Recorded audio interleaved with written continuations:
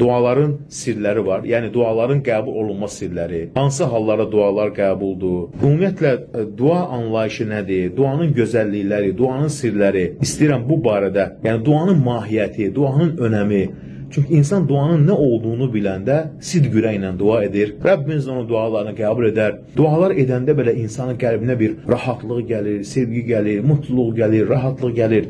Çünki ona görə ki, dua Allahla qul arasında olan bir ünsiyyətdir. İnsan dərdini ona danışır. Əgər bir insan ona ürəkdən dua edərsə, onu çağırarsa, qorxu içində ona sığınarsa, problem varsa, Allah onu geri çevirməz. Onu özünə yaxınlaşdırar, ona cavab verər. Çünki o çox mehriban və şəfqətlidir.